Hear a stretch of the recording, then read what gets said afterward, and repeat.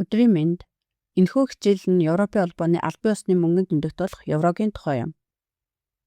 Энэхүү хичээл нь Евробус, еврогийн менежмент ба Евробусын бодлого, мөн дүндийн валютын ашиг тусын тухай авч үзнэ.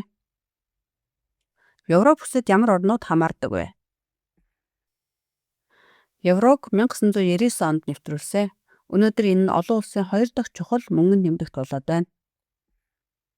Валютын албан ёсны ISO олон улсын стандартчлалын байгууллагын код нь EUR юм. Евро нь Европын холбооны 19 орны албан ёсны мөнгөний нэгжим. Харин Дани улс өөрийн валютыг хадгалахаар шийдсэн. Зарим бишийн орнууд Евробусад нэгдэх шаардлагыг хараахан хангаагүй байна.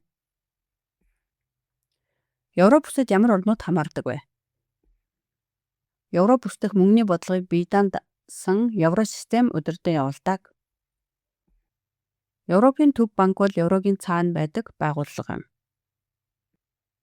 Евросистем нь Франкфурт дахь төв байр Европын төв банк болон Европын гишүүн орнуудын үндэсний төв банкудаас бүрддэг.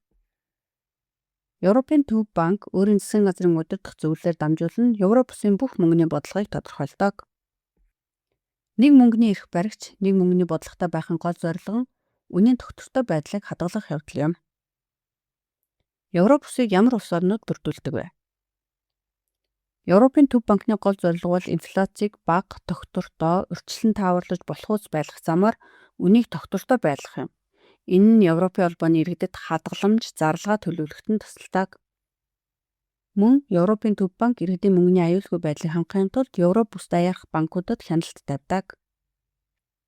Европын төв банк зах зээлийн өмнө сан мөн орон сууцны үнэ өгцөн буурах зэрэг санхүүгийн системийн тогтвортой байдалд нөлөөлөх эрсдлийг тодорхойлж байдаг.